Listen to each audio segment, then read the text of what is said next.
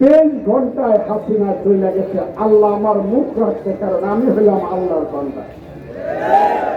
কথাগুলো মিথ্যা করতেছি না, হাসা কথা। এমন কোন কাজ নাই যে কাজ হাসিনার বিরুদ্ধে আমি করি না। এখন কথা কইলে কয় ও হাসিনার দালাল। কথাগুলো খুব বুঝবার চেষ্টা করি। কথা কইলেই বলে ফ্যাসিস্টের দালাল। 5ই আগস্টের পরে 2 মাস আমি এই সরকারকে দেখলাম, তাদেরকে গান দিয়ে সমর্থন দিলাম। আপনারা 10ই আগস্ট মাত্র 5 দিন পরে ইফতার মাঠে আসতাম আমি, তাই না? আমার সেই বক্তৃতাটা শুনেন, আমি কত আনন্দিত। 11ই আগস্টে নিকামনে বক্তৃতা করছি, সবাই বলছে হামিদের বাড়ি পুড়ে দিব। আমি বললাম না, আমি কারো বাড়ি পোড়ায় বিশ্বাস করি না। 12ই আগস্ট আমি অষ্টগ্রামে বক্তৃতা করছি, ইউনিসেফকে সমর্থন করে, আন্দোলনকে সমর্থন করে, সব সমর্থন করছি।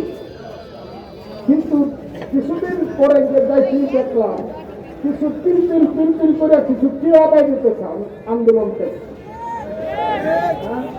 এরা বলতেছে না,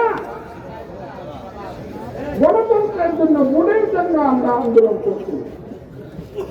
বিএনপি খালি ভোট চাইলে হবে, ভোটের জন্য আমরা আন্দোলন করছি না। আমরা আন্দোলন করছি সংস্কারের জন্য। কি কথা ঠিক করছি না?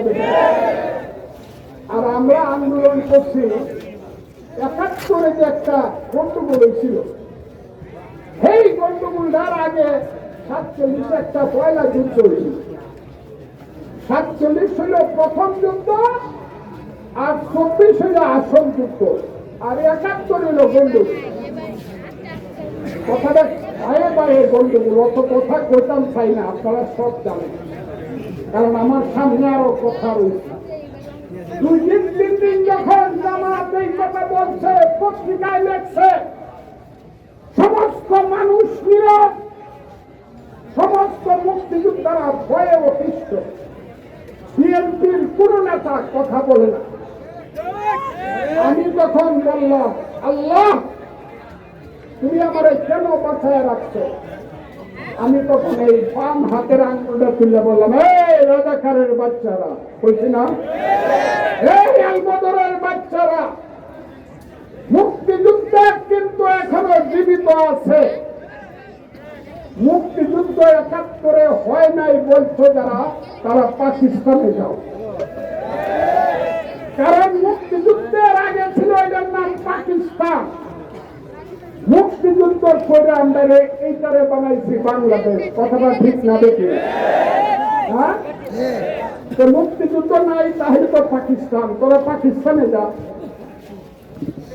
আমি তো বাংলাদেশে থাকতে চাই এবং থাকবো। জীবন থাকতে দেশে বাংলাদেশ থেকে পাকিস্তান হবে না।